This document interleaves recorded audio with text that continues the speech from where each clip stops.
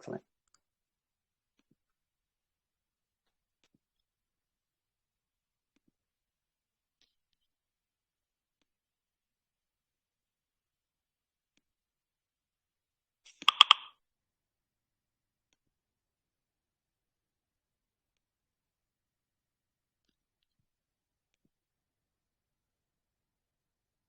Okay, hey everybody. I see that we have a bunch of people that have joined the live stream so far. Thank you guys all for tuning in for this lunch and learn on this Tuesday afternoon from your homes. We are excited to have Jose Martins here from HubSpot, who is a work from home expert and is going to be talking to us today about work from home best practices. If you have any questions, we will be doing a Q&A portion at the end. Please write them in the YouTube chat box at the bottom, and we will are on the side or however your screen is configured, and we will answer them after his presentation. I pass it up to you, Jose. Thanks so much for joining us. Thank you, Danielle. It's great to be here. We were just speaking about a few minutes ago about how I finally have a marketable skill set that I can share, right? Been working from home for the last 2 years. And not only that, but at HubSpot, we actually developed a few kind of tools and understanding on how remote work can be best implemented. So I'm glad to be able to share that with everyone today. So without further ado, I'm going to share my screen. I prepared a few slides to go over some of these recommendations. And hopefully I want to also add something fun at the end that you can start doing while you work from home, especially during these days, right? They're not easy. Everybody's working from home, and there's also a lot going on. So it's not only the logistical setup, but it's also like the emotional thing that is happening. And that's something we need to be aware of. So should I start? Yeah, you can go ahead and get started. Excellent. So, and can you see my screen? Can you see startups work from home best practices?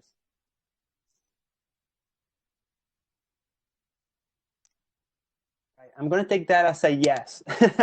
I'll keep going. So yeah, so I've been working remote since 2018. 2017 is where I started experimenting with it, but I really hated it.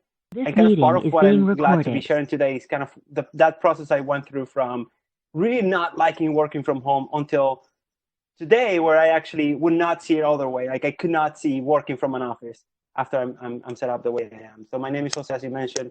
I work with a team at HubSpot for the startups, where we help startups grow with services and education. If you have more questions, of course, you can go to our website. But what else today here is working from home. What's the best way to deal with working from home? Not only yourself, but only with your teams, right? Like if you're working with a team that is larger than one, I also want to address how do you collaborate with others and how do you make it easier for people to execute on that remote work, not only now, but especially in the future, because I think there's a lot of advantages of remote work. It increases work-life balance. It also can reduce costs for the company. So it's something that this is an opportunity to learn how to do it. Even when things get better, we can still kind of take those learnings and project them further. So we're going to talk about those best practices, and we're going to talk about also making it fun. Like, how can we make it fun for the teams? How can we stay connected? How can we keep people's emotions, help them feel a little bit better about this situation? And I'll go at the end real quickly on some tools we use at HubSpot and some tools that we know other people who work remote use to help them with some of their operations. And hopefully we can go through this within 35 minutes, and we'll open up the rest of the hour for Q&A. So with that in mind, best practices from the experts. So this is mostly a curation of comments and advice from dozens of people at HubSpot who have been working remote for years. And so what they've learned and what we've learned by those interviews that we can share with the rest. Specifically, HubSpot for Startups has been a team that is mostly remote and mostly global from the get-go. So for over 3 years, we've had to learn how to interact, knowing that we have teammates in Dublin, teammates in Australia, teammates in different areas of the US. So how we collaborate, it's crucial. So I'll start with the tips. We have about 6 tips to make working from home easier, right? Many of you, this is the first time you're really working from home. I don't mean that one day you got sick and you work on your pajamas. That's different. You can do that for a day, maybe 2. But when you're thinking about this long term, when you're thinking weeks, plural, right? Like several weeks, you may need to work from home. That's when you need to start really thinking about how to better do it, because working from home in your pajamas for 3 weeks straight it's not going to work. It affects productivity. And one thing we've learned is actually it affects your mental health. So it's really important to stay on top of these things so that you can keep sanity going, basically. So first thing is, the first thing you need to do is you need to make your workspace yours. Now, some will have a better option, like we'll have a little bit of a setup in where you live, where you can have like a desk in a certain corner where it's your office space, and that's easy. If you have a door that you can close, that's even easier. Some of you may be working from, the dining table, and that's the only place you can work from, and that's okay, right? Like you need to still figure out a way to make your workspace yours. So how did you do that? So where possible, try and set up a designated workspace, even if it's a kitchen table, even if it's an area of your house that is for something else. Try to make it a static, like that will be your office for the next couple of weeks. And then make it yours, right? Like make it inviting, make it aesthetically pleasing to y'all. I'm going to show you later a photo of my own and how I made it my own, and what things were important for me and what things I could kind of not care so much about. And it will be different for everyone. And definitely remove visual distractions. Now, when you get sick and work from home, it's actually kind of cool where you wear your pajamas and you sit in front of the TV and you're trying to relax and take it easy. But when you're working from home constantly for weeks, you can't do that. So stay away from the TV, and ideally, my personal opinion is that you should probably try to face a corner, a wall, or a window. You're not looking towards the inside of the house, because that has a lot of distractions. Then, of course, make sure you have all the needed elements to make your space comfortable. So this is what mine looks like, right? Like I'm an introvert person, and I like corners. I like facing walls or windows. I don't like facing people, facing open spaces. And for me, it was really important to have that kind of stand-up desk. And so I invested a little bit more on that. Now, I don't care about the chair. So you can see that's a foldable chair from Costco. So some other people may have the opposite setup. So my wife has, a very standard desk, very cheap desk, but she has a really nice chair. So for her, the chair is the most important for making her space look comfortable. So again, just try to figure out what makes your space comfortable. In my case, is that stand-up desk is facing a corner with no distractions, and trying to keep everything as organized as I can. I do have an extra monitor. I do have a mouse and a keyboard. I can't be working extensively for many days just from my laptop. And so I'm trying to set up my home as an office. So that's step number 1. The other thing is you need to separate your work from your living. So try to have as much as possible a space where you can go into work and then leave as you finish your day. So, and just one final comment on this. It's going to happen to you if it's not happening already, especially as a startup. You're going to have a temptation, or even without thinking about it, you're going to be working from wake up to go to bed. And that's not healthy. That's not healthy when you do it for 3 weeks straight, Monday to Monday, including weekends. So try to have a space that allows you to have that beginning and end to your day. Tip number 2 is you have to over-communicate. That means over-communicate with the folks at Capital Factory. Over-communicate with your team members, with your investors, with your mentors, with your board, even with your roommates, right? Like if you're living with a roommate or if you're living with a family member, you have to over-communicate your plans, right? Like when we started doing this, my wife and I'm on the phone a lot during the day, and she once told me, Jose, I hate your voice now. I hate your voice. I can't be listening to you all day. So you both need to over communicate in a much more higher level of detail than you would if you were in an office or if you weren't at home. So make sure you're over communicating a lot of detail and more frequently than you do regularly. This is going to help you a lot. Also, in terms of over communication, when we're working remote with others who are also remote from us, some of us are used to interacting in an office where if you have a question, you kind of stand up and touch someone on the shoulder and you just kind of talk to them. When they're remote, it's an asynchronous communication. You don't know if they're on their desk. You don't know if they're busy. You don't know if they can't talk with anyone right now. In the office, it's easy, right? Like if you see someone with their headphones on and the noise canceling on, you know they're in like go mode. You can't interrupt them. But when you're remote, you don't know those things. So you have to incorporate this in the way you communicate with folks and your team members and customers and everyone during these times. The other thing I notice is people tend to rely too much on chat, right? Because we're remote, so we're going to use Slack a lot. And Slack is a great tool to communicate when remote, but don't be afraid to pick up the phone. Like if you see yourself exchanging more than 2 or 3 emails on the same topic, or exchanging too much text on your Slack on a simple topic, or if that thread is getting too long, pick up the phone or suggest, hey, can we get on a phone call? Can we get on a video call 10 minutes real quick? It's really easy to do from Slack. If you have Zoom integrated to your Slack, you can just quickly set up a Zoom. You do like, I think it says like a /Zoom, and it creates like a window and a Zoom meeting number for you. It's really valuable to try to put video and verbal communication during your day with your team members and not rely so much on chat.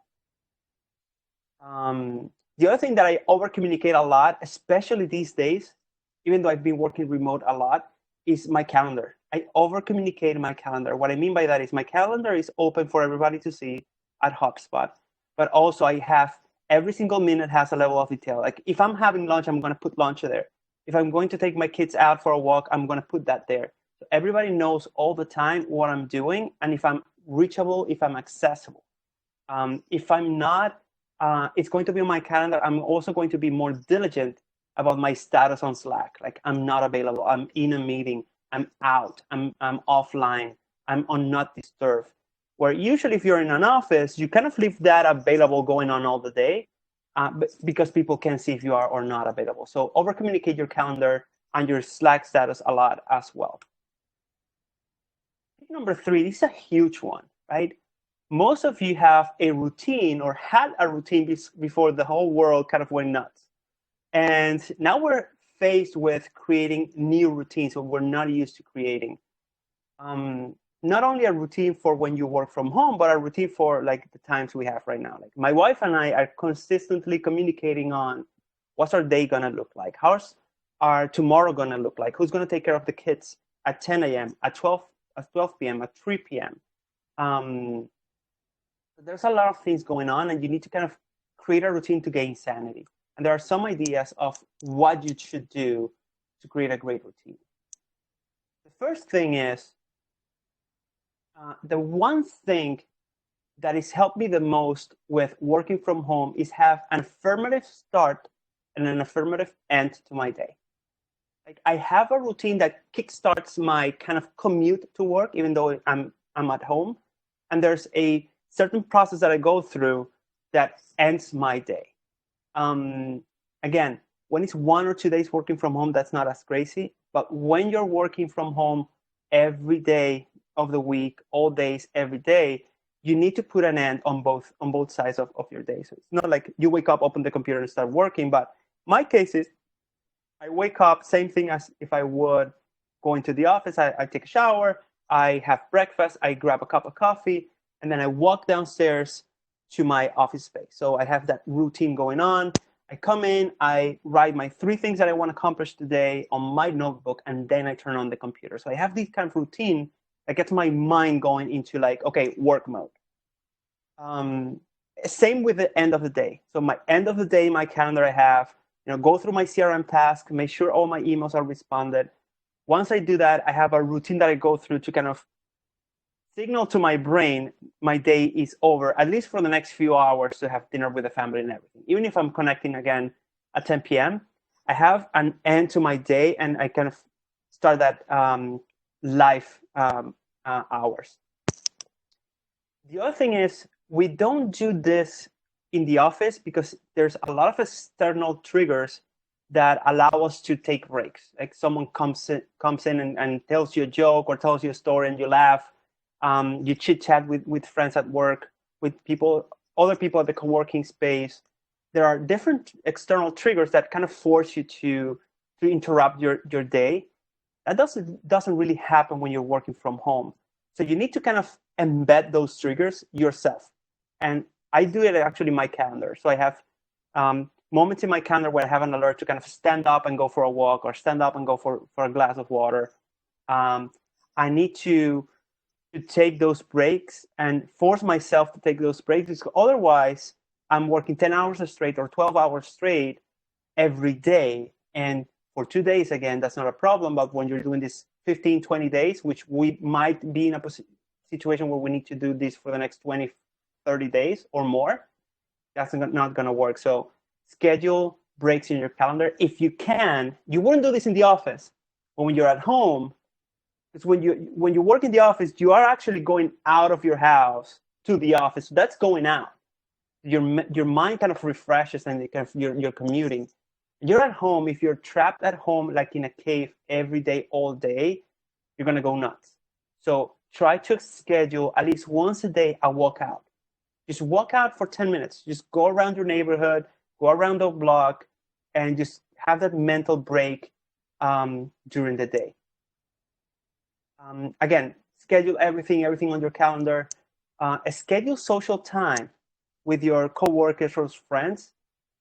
Especially in these days, it's going to be hard, right? You can't go out. You shouldn't be going out. And there's no place to go out to, even if you wanted to. So how are you going to do this in a completely remote setup, even for friendships and personal relationships? So schedule some social time with your teammates, but also with your friends on Zoom, right? Like last night, our friends and my wife and I had a Zoom with the kids and just chatted for a while. And it was only 10 minutes, but it just gave us a different kind of chemical signal to the brain that allows us to keep that sanity. So make sure you schedule that social time. At HubSpot for Startups, for example, we have every 2 days, so Mondays, Wednesdays, and Fridays at 5:30 p.m., we have an informal invite to have a beer. So if at 5:30 p.m. on Wednesday, I feel like I want to kind of chat with my coworkers and my colleagues, I'll just grab a beer, come downstairs, and then turn on that Zoom and just have a chat about something that is not work, right? Just helps you with keeping that sanity. And finally, like, enjoy. Like there are two approaches in life with change. One is to cry about everything you lost. The second one is to kind of gain a new perspective and enjoy the benefits of this new reality. So there are actually some benefits of being trapped working from home, and you get to do more things that you wouldn't otherwise do. So like even like house chores, right? You get to do that during the day. You get to, if you have a dog, you get to walk your dog more frequently than you would. You get to play with your dog or play with your kids if you have kids. In my case, like not every day, but at least three times a week, now I'm able to have lunch with my wife and kids, my two girls. That's something I would never do. Have lunch? That will never happen, right? So now I'm actually enjoying having lunch with them and spending more time with them. Maybe at 11 a.m. I'm not in a meeting or a call.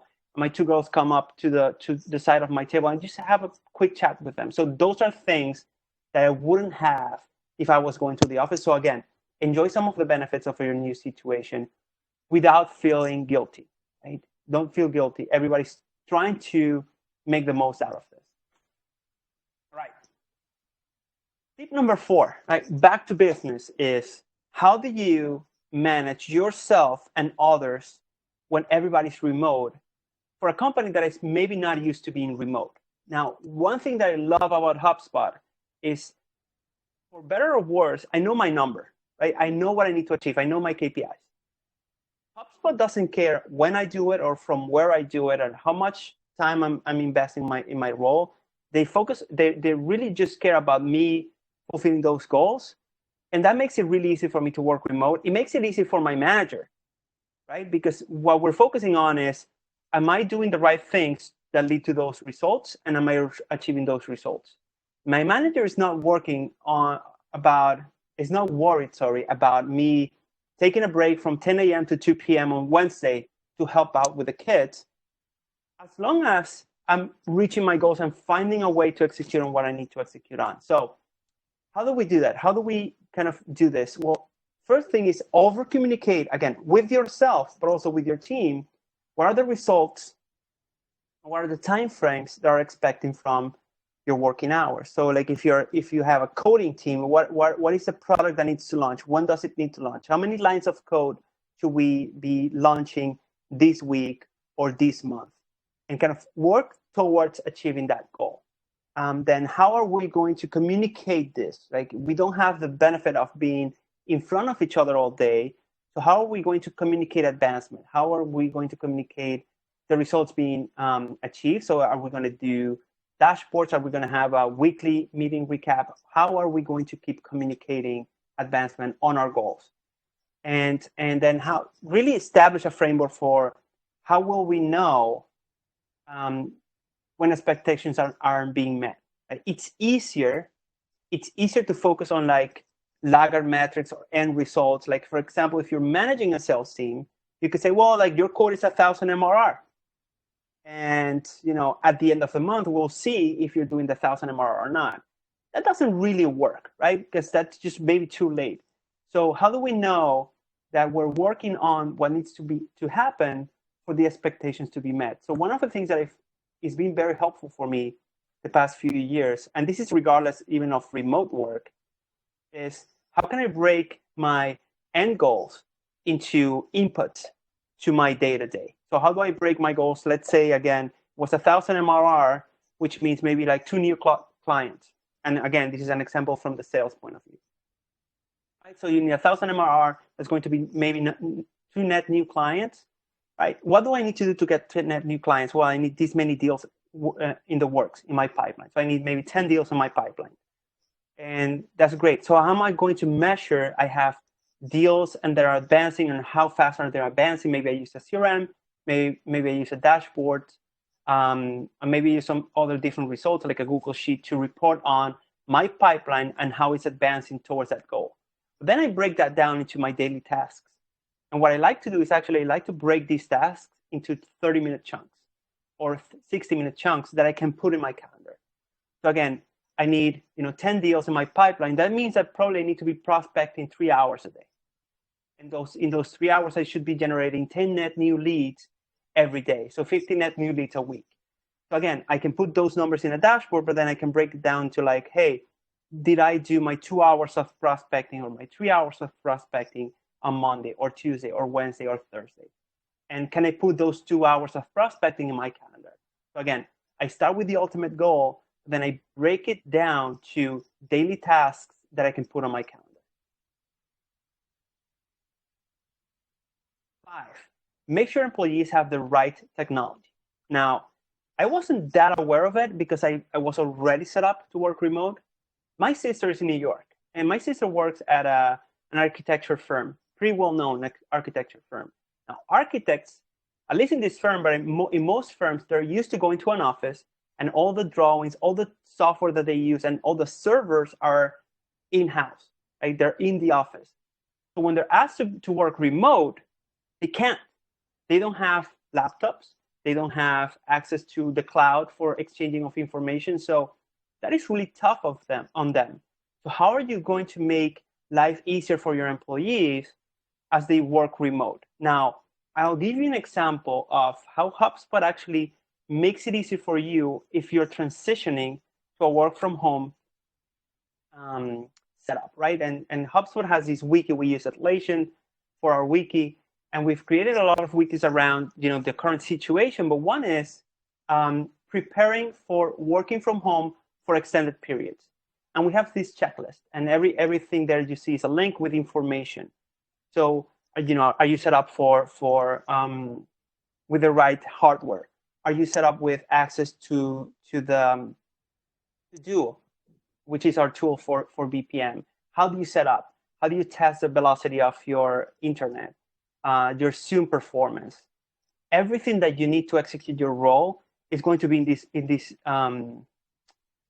file here, and it really helps people.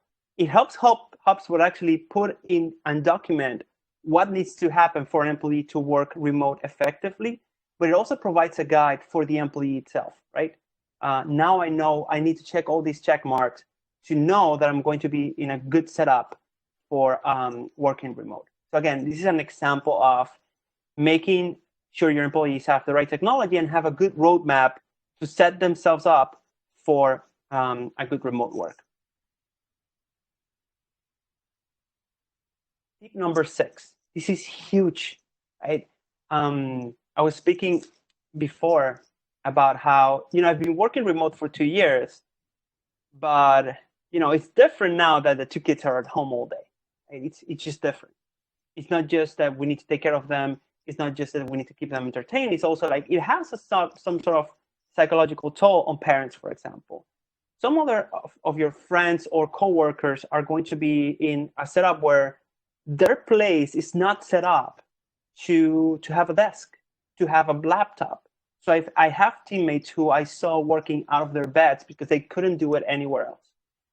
That's going to change. Now, I have other teammates whose spouse is also someone who's on the phone all the time. So these are 2 people who are working on the phone all the time, who are sitting on the same table in the kitchen. And that's going to be complicated. So just try to be aware of what are all those circumstances of all your teammates as they're working from home, and how can you make their life easier. So again, this is the best time, and this is an important time for you as a leader or a coworker or a teammate to really lead everything you do with empathy first.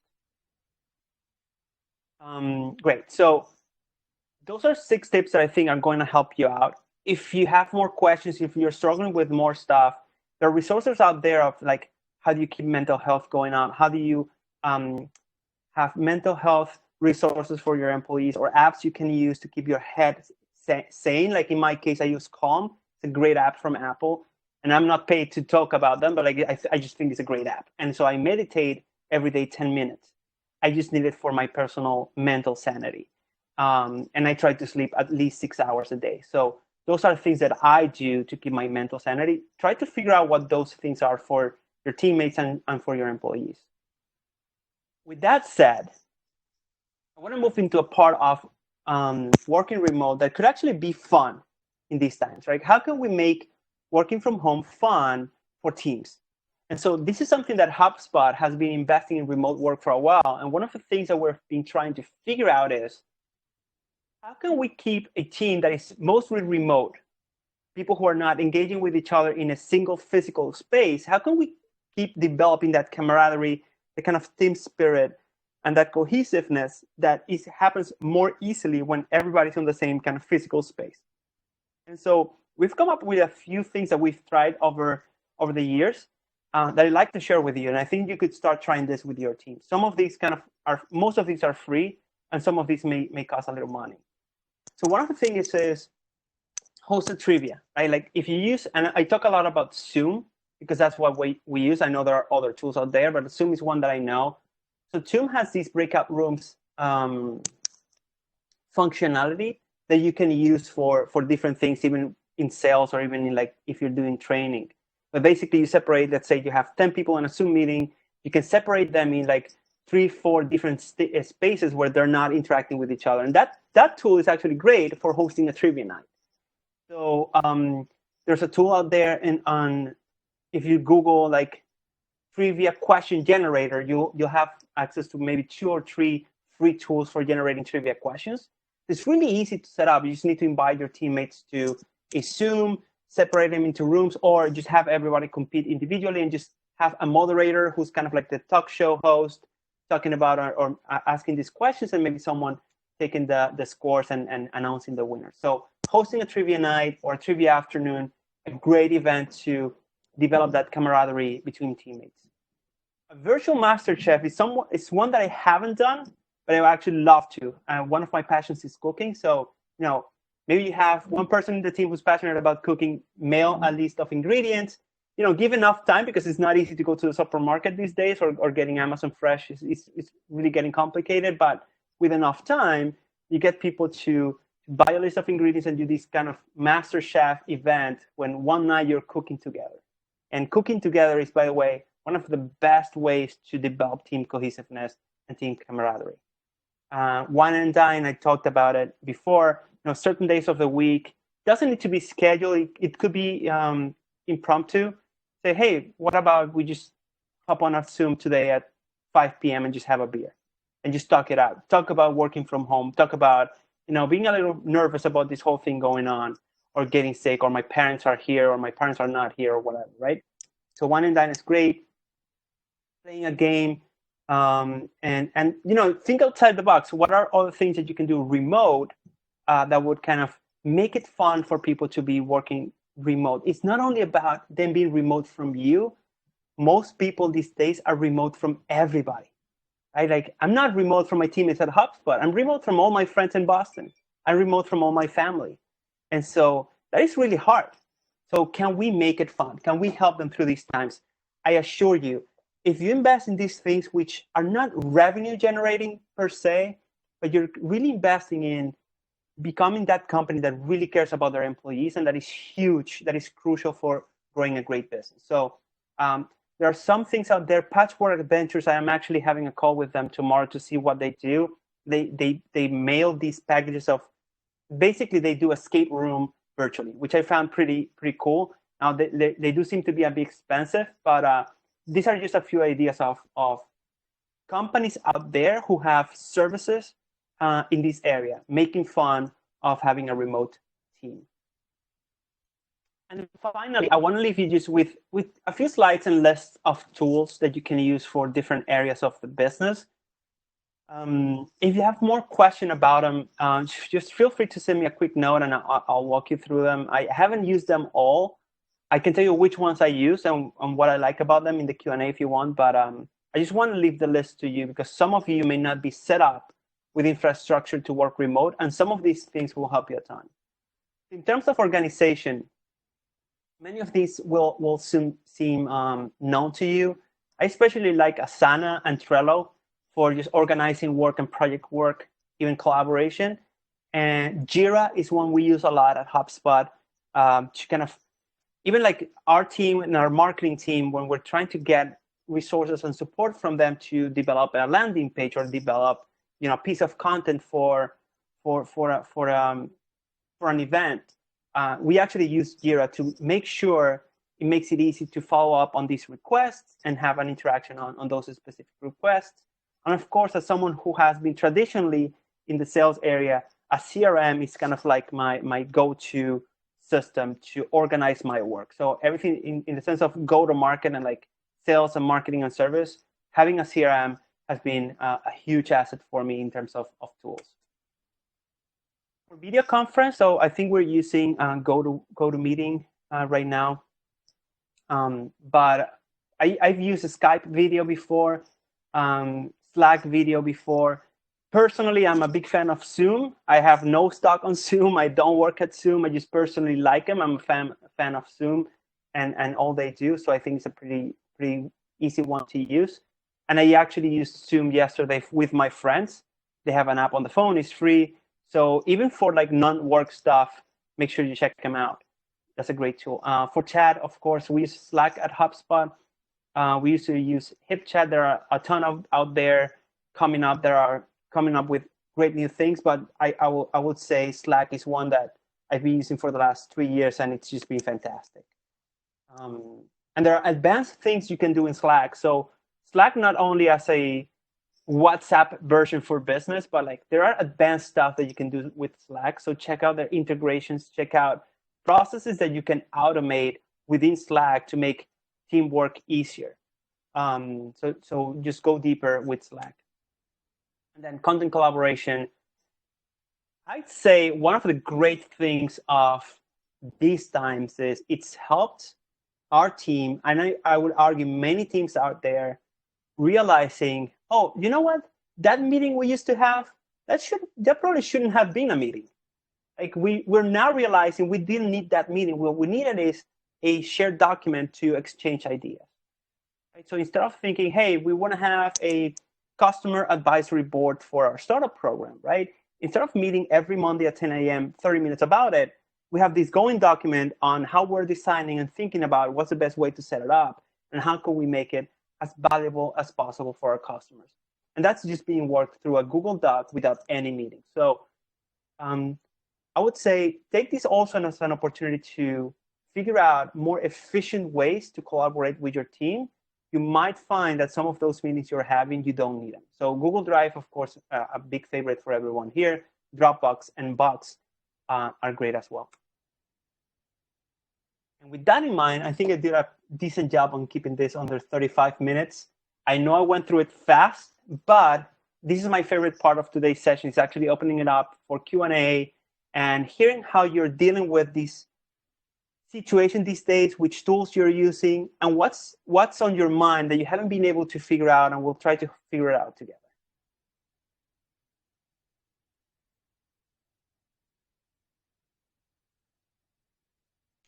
All right, so if you guys have any questions, you can write them in the chat bar within the YouTube chat on the side, and we'll have Jose answer them.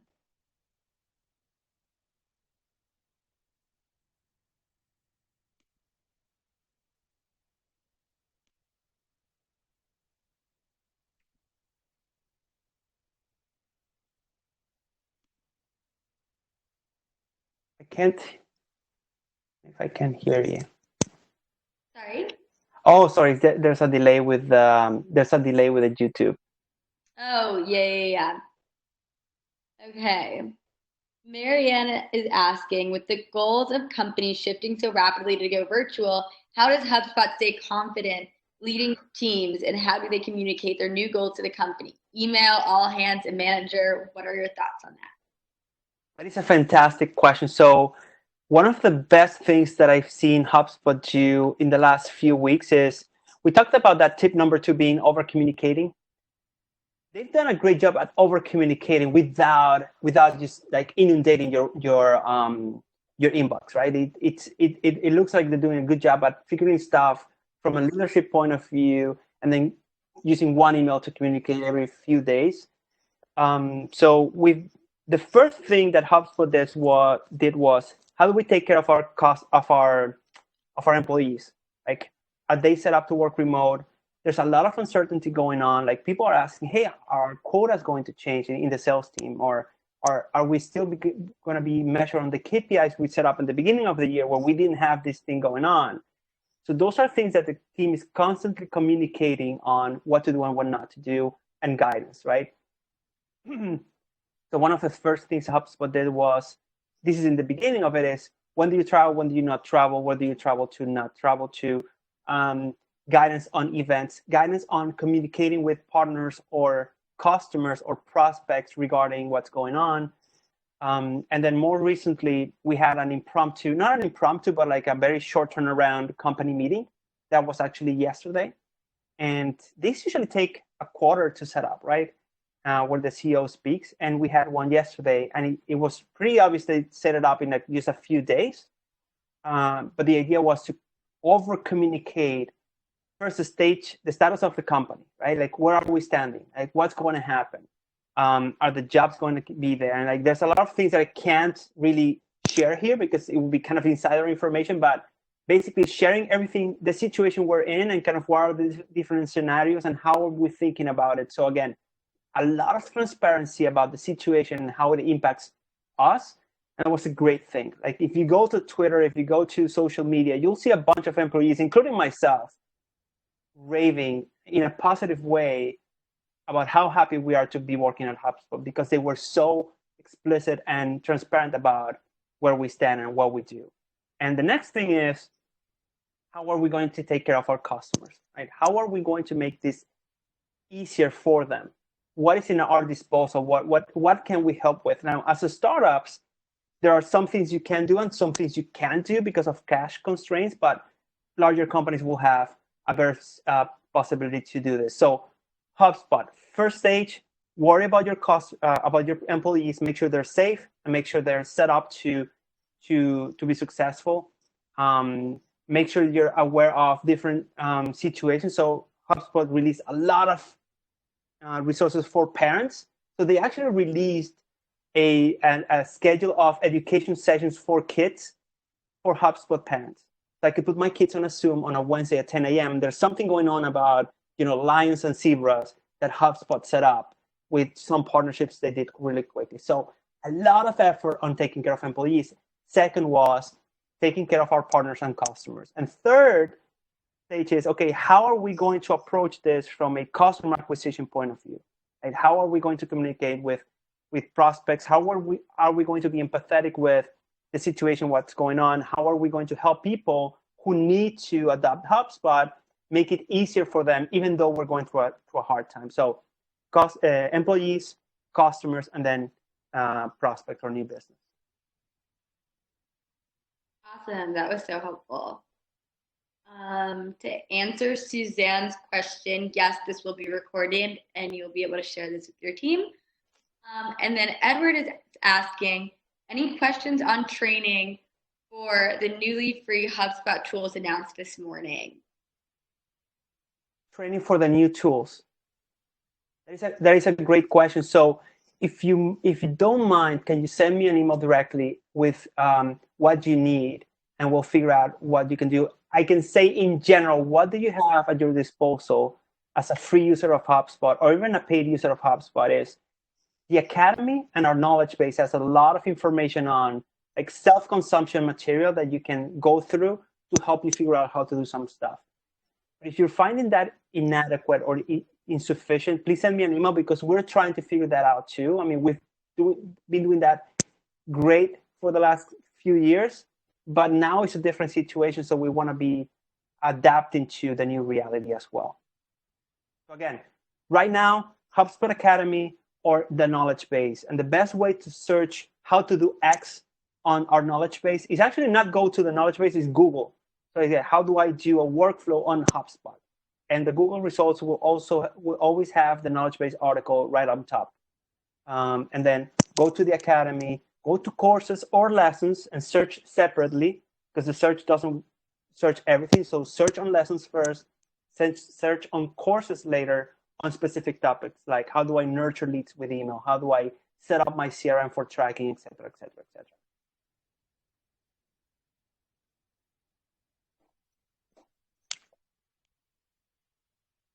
Awesome. That was super helpful.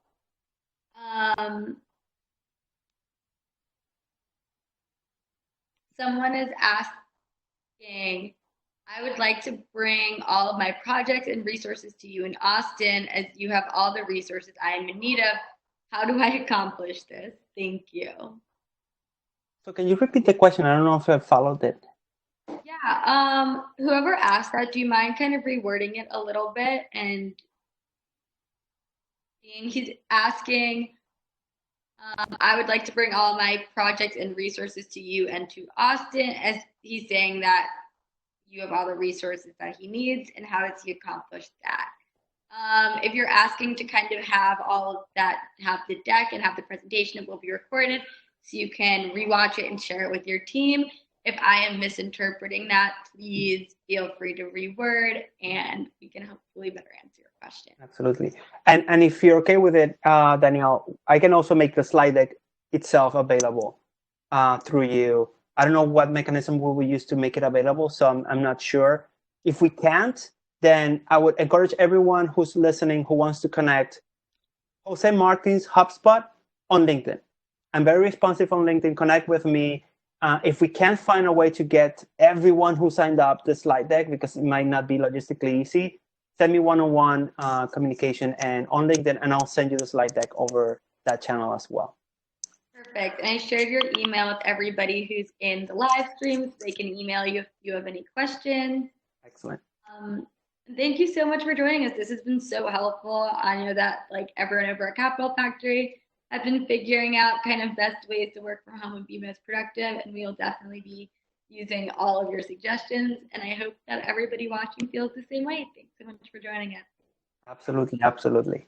Thank you everybody for coming. And I will have one thing to share just to finish up is even when it wasn't like put on my shoulders with such urgency as you're being put into, where you need to figure out working from home like this, even for me, where I had the time, when I first started out, I was in a different place in my house with my setup, and I hated working from home. And it took a lot of iteration to find my spot and find my setup. So if you're set up and you're not liking working from home, and it's been like 2 days and you're just hating that setup, try something else.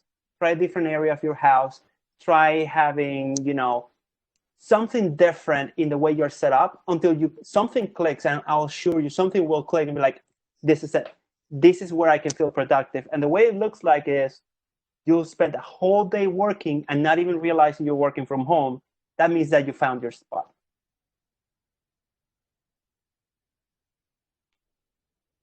All right. Well, thank you so much. This is so helpful. As I said, we will be sending out, this will be recorded so you guys can access it and share with everybody.